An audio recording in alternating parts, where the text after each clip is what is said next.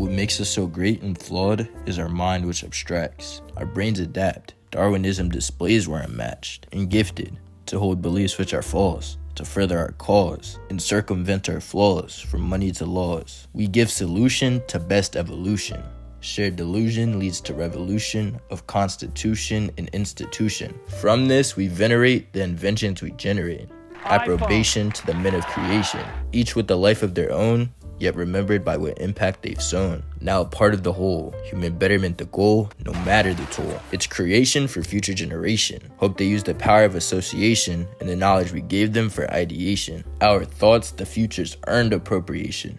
We can't even put our saying. Hope they like Super Saiyan. Shared words, skewed in different understanding. Hope the lines in this poem landing. I can't be demanding. Not our opinion we see. From birth our fallacious beliefs we thieve. From no teeth to no teeth. See death always creeps. Decided by powers that be. Till then we have communion. And cities bright as lumens. Our minds a shared union. The power of being human.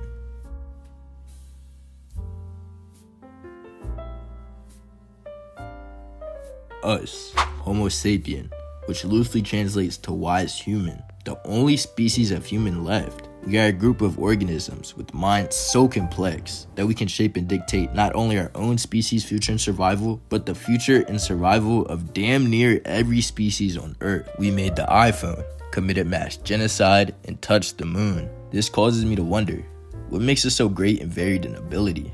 Why are we the wise human?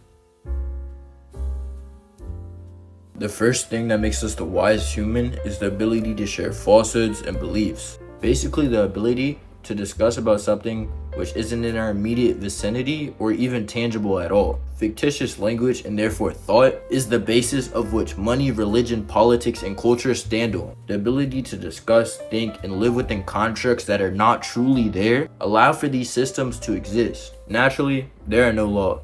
If we were all brought up in a prehistoric world where survival was the main objective, we would feel no moral or social obligation not to kill each other in the pursuit of resources or mates. The fact we have a code of laws that we all agree on and enforce allows for society to function. Another example would be money. A sheet of linen and cotton inherently is not worth much. In fact, almost 90% of currency is digital and isn't even physically tangible. As Yuval Noah Harari, author of *Sapiens*, says, you cannot convince a chimp to trade a piece of paper for bananas. They can't eat the paper, so they won't be able to conceive the fact that a paper would be equivalent to one or even more bananas. Although we as humans, if we all agree to place value in it, can buy bananas and dogs with the same sheet of paper. Even with words, the ability to associate sounds with meanings, concepts, and images that are intrinsic to the human experience is a shared falsehood. We all agree on these sounds to mean roughly the same thing, yet we can never fully understand what someone is saying or trying to communicate because they're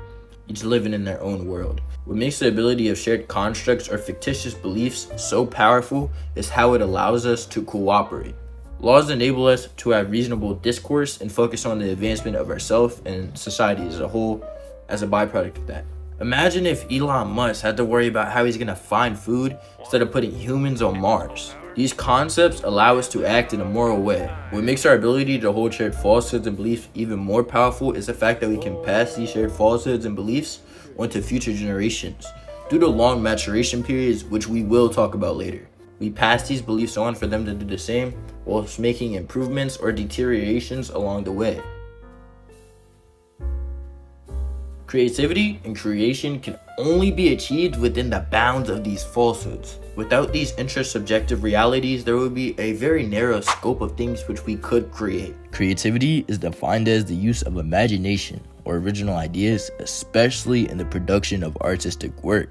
But I think there's more to creativity than what it is defined as. In my eyes, creativity is the amalgamation of disparate falsehoods and perceptions. Creating new falsehoods are intersubjective experiences which get added to the sum of falsehoods which we deem the human experience, to get further amalgamated and used to create new creations, furthering the development of human society. Creativity can be examined in many ways, but for the purpose of this video, we're going to divide it into two main sections: art and expression and invention.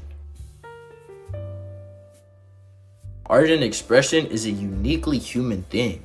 Well, for now. The ability to communicate one's emotions, thoughts, and beliefs via song, dance, poetry, art, and any other form of expression is a trait which characterizes humans. Everyone's art is unique to them because everyone has different objective, subjective, and intersubjective experiences. Therefore, the experiences that people can pull from and amalgamate to create art are different, not only resulting in a completely different outlook on life, but a completely different output of the art and expression they generate. The differences in experience allow for them to mush together a different puzzle of creation. For instance, a while back, I made a video on retrofuturism and retrofuturistic art, which is basically the aesthetic of what was once considered to be the future, the stylistic now from the past. In that video, I outlined how there was a dramatic shift in 50s and 60s futurism in comparison to 70s futurism. The retrofuturistic art in the 50s and 60s depicted a commercial-centric futurism, cars, fancy apartments, and so forth, whilst futuristic art in the 70s depicted a more space-centric futurism, with aliens, spaceships, and galaxies. I'll let younger me explain. The switch of depicting cars, fancy apartments, and infrastructure in the 50s and 60s to a more space-centric futurism in the 70s was the space race and completion of the space race by landing in the moon in 1969. This changed the collective thought to think about how space can be used to better our lives as space utopia. This perfectly demonstrates how the inputs of objective, subjective, and intersubjective experiences play into art and expression. Different styles of art appear from different cultures. In the case of most art, especially in the example of retrofuturism that I just gave, it is affected by the other form of creation. Invention is humanity's biggest weapon and the second form of creation. Invention, for the most part, is creation as it relates to solving issues. And this, and the ability to share falsehoods, is especially powerful with their long maturation periods and therefore multiple young. Because of these long maturation periods, we can implant our beliefs in our young and have them adapt to the inventions of the time. Human babies come out extremely underdeveloped in comparison to other animals. Giraffes can walk 20 minutes after being born, while it takes a human baby around a year. These long maturation periods means compared to most animals, humans spend more time raising young. These long maturation periods allow for humans to adapt to their specific environment to a greater extent than other animals would, which includes getting used to the falsehoods or inventions of their time and region, what language they speak, what God they believe in, and what system of denomination they use. Even how they gather water is all based on their environment and something that they grew up to do, not naturally encoded in their DNA. These long maturation periods make it so we can constantly improve our inventions from generation to generation. Also, with each generation, the ability to improve inventions becomes easier due to more information and inventions which make inventing easier. It's an exponential graph of progress. It's Moore's law, but on a grand scale. Moore's law is the number of transistors on a microchip double every year. We started off with just making pointy sticks that we could stab things with and throw. And for most of human history, this was quite literally the best option available. Firearms didn't even appear until 1380. And now we have weapons that literally split atoms, the building block of creation in the universe. Weapons that can level entire cities. Even just in the past 100 years, the iPhone 6 can perform actions 120 million times faster than the computer that put humans on the moon. Omnipotent means to have authority or power without limit, essentially to think then what you think manifests itself in reality or creates reality. The closest thing that humans have to omnipotence, the literal power of gods, is invention. Invention, as well as creativity as a whole, drives the last thing which makes us the wise human: progress. If we look at the timeline of humans as a whole, one thing becomes evident. Knowingly or unknowingly, we have been on a constant exponential curve of progress, despite the setbacks which may have occurred in each era. For the majority of our existence, most humans lived every day in fear, not knowing if they would eat or not that day, let alone feed their children. Today, not to undermine anyone's suffering, especially suffering that I cannot relate to.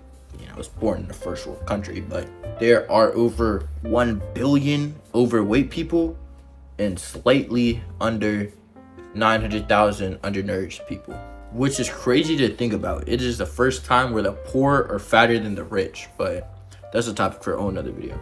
Humanity is literally suffering from success. This constant stride towards progress is what makes the world we live in run. Expression, invention, and systems are motivated by the progress of state, the progress of attaining capital, the progress of attaining status, or even on the micro scale, the progress of self-actualization. The constant upward trend of progress at the societal level allows for self-actualization. Like I said earlier, Elon Musk would not be able to self-actualize and work on putting people on Mars if he had to think about basic survival or a saber-toothed tiger getting him. The constant upward trend of society allows for people to improve themselves within society, self-actualizing and improving on the shared falsehoods and inventions that came previously, making themselves feel fulfilled whilst feeding into the upward trend of society, which allowed them to prosper in the first place, for the future generations to do the same. So you have a choice to make: cope, watch YouTube videos, indulge in the fruits of modernity like widely available drugs and porn, or you can self-actualize, push forward society and future generations,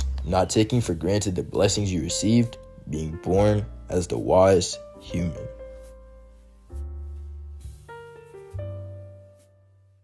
If you need help self-actualizing and becoming the wisest human that you can be, sign up for one-on-one self-improvement coaching. It could be a 30-minute coaching call where you just shoot the shit, basically just talk 30 minutes, just me and you know what I'm saying? Just good conversation. It's only $15. We can talk about the concepts of shared falsehoods, how you can bring falsehoods into your life that would allow you to operate in the best way possible. Just how society at large operates on the best way possible. Or you could sign up for a 1-month coaching program where I walk you through that, help you self-improve and anything. Because, my main channel is about self-improvement, but I like to divulge into different topics that really pique my interest, pique my mind. So $50 for a 1-month coaching program where I help you enact these falsehoods or these constructs in your life, basically systems that will allow you to be the best version that you can, systems in your fitness, systems in your mentality, your spirituality, if you're into that, which everyone should be to a certain extent to receive mental benefits. But whatever you need progress in, I'll help you. So go sign up for that and join the Self-Improvement Summer Discord. If you want to just talk, basically, just little conversations, I might give you a little call and help you. I've done that to some of the people in there. So, yeah. Yeah, man. Yeah. Almost forgot. That would have been wild. Now get off YouTube. Go self-actualize and contribute to society in a bigger way than just lining YouTube execs' pockets. I don't even make money off this yet. I'm gonna, and then if you're watching this after then, maybe watch it again. Just an idea.